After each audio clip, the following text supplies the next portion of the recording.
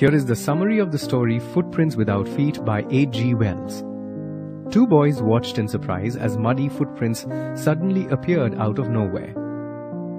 As they watched, another footprint suddenly appeared. Curious, they decided to follow the footprints. However, as they followed, the footprints grew fainter and finally disappeared. There was a simple explanation for the mystery of footprints.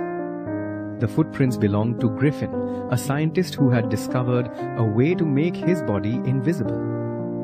After carrying out multiple experiments, Griffin found a pill which successfully made his body invisible. This means he could not be seen by other people when he was not wearing clothes. Now, Griffin, though smart, was a criminal. He set fire to his landlord's house just because the landlord wanted him to leave the house. He then ran to avoid being caught. This shows his cruel nature. Griffin was now homeless, without money or clothes, and he was also invisible. Even though Griffin managed to outrun the two boys, his adventures were far from over. It was cold in London, and Griffin was without clothes. He decided to break into a store to escape the cold winter night. When the store closed, Griffin indulged himself by dressing himself in warm clothes. He got food from a nearby restaurant and wine from a grocery store. Well-clothed and well-fed, Griffin fell asleep in the store. He was discovered in the morning by the store assistants. The only way he could escape was to take off his new clothes and run away as fast as he could. Now, he was naked in the cold winter air again. So, Griffin decided to go to Drury Lane. Drury Lane housed different theatrical companies, and Griffin thought he could find clothes to disguise his face and body there.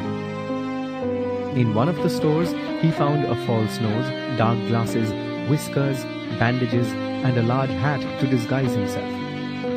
He attacked the shopkeeper from behind to escape. He also robbed him of all his money.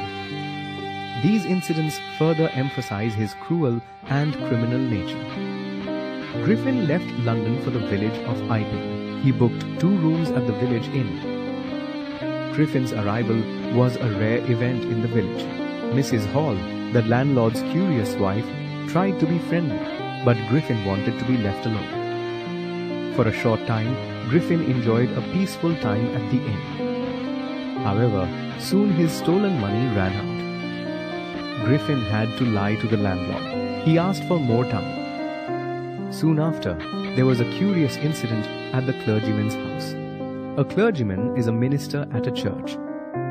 At dawn, the clergyman and his wife were awakened by noises from their study room. The clergyman quietly entered the room to catch the intruder, but was shocked to see the room empty. They looked everywhere but could not find anyone. However, their money was missing.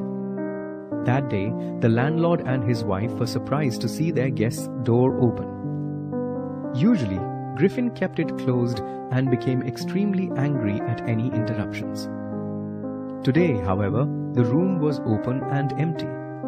The couple decided that it was the perfect time to spy on their guest.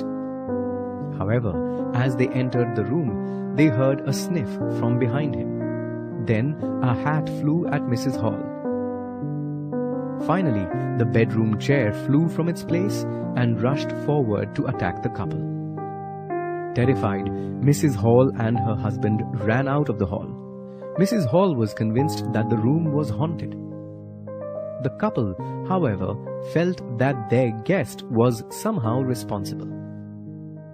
Then, the couple heard news of the robbery at the clergyman's house. The very same day, Griffin gave them some money. The couple was suspicious and believed Griffin was the thief. So they called the constable and went to their guest's room. When they confronted Griffin, he was angry. Furiously, he took off his bandages. The couple was horrified to see no head on his shoulder. Just then, Mr. Jaffers, the constable, arrived. He was surprised to see that his thief was a man with no head. However, he was a dutiful man. He tried to arrest Griffin, but found it increasingly difficult as Griffin started shedding his clothes.